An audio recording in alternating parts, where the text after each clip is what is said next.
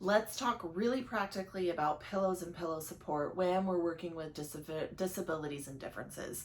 You'll often walk in, some parents will have a breastfeeding pillow, some won't.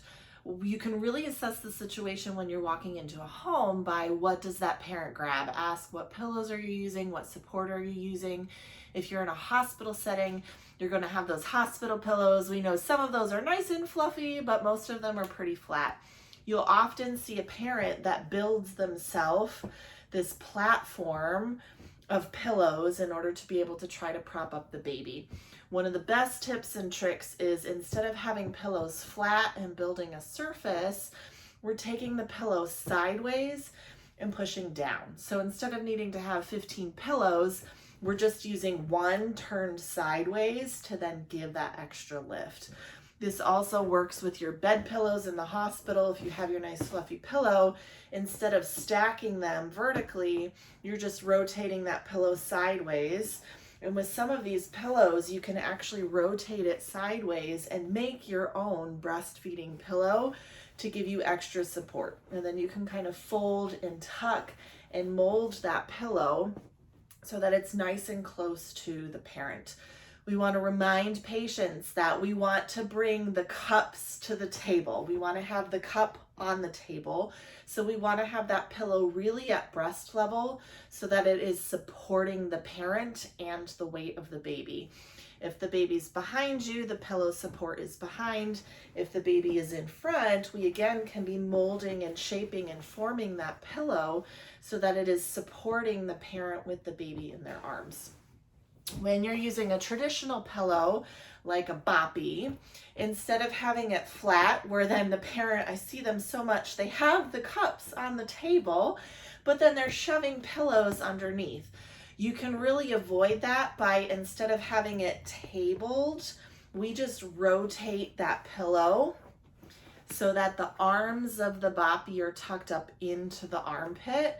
And now all of a sudden we have good support of the arms and shoulders. The pillow is on the lap and the baby is right here at the appropriate level. So really quick strategy. Now you can't tell from video, I'm actually over 6 feet tall and I have a very long 6-foot torso. So if this works for me with a long torso, rotating this will work for your taller patients. And again, where you rotate to is dependent on that particular parent's anatomy.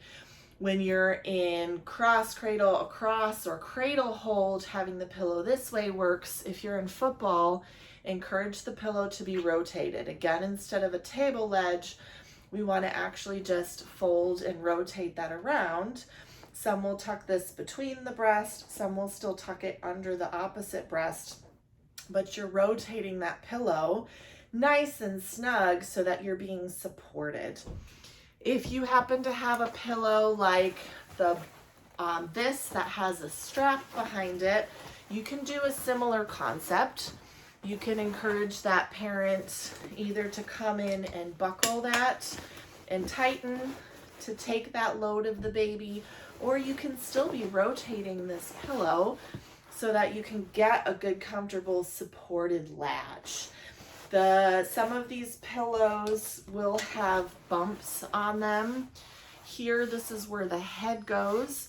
If you don't like the bump, if they don't like where it lands, just turn the pillow over and it's flat on the bottom. You could also build a mound. Most of these have removable covers where you could take something else and you could actually put additional padding in here to give you a bigger bump, a bump in a different place, a lip or rim around the edge so that a parent can feel more support with a limb.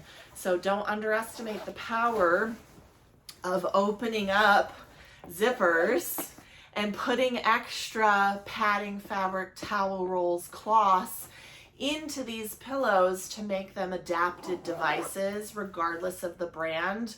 You can build yourself additional supports right into your pillow system.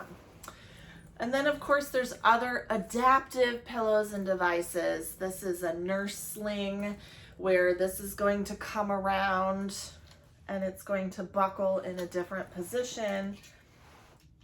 This buckles on. Baby then comes in through here, and we're tucking the baby into position, moving and rotating. This would be a great device if you had some kind of limb difference, if we could get it on, if there's a weakness, if there's a issue with the hands and wrists of holding and supporting, where we can get baby into a good position and tighten so that the workload is on the actual device to help keep baby up. You could do this with some kind of sling. You could do this with another adaptive device, but it's again a positioning aid that's reducing workload on the parent. Side note, I have actually seen this work well when babies are in the Pavlik harness for hip dysplasia, because it allows good support of the body while taking pressure off of those hips. So another option for a different kind of feeding support.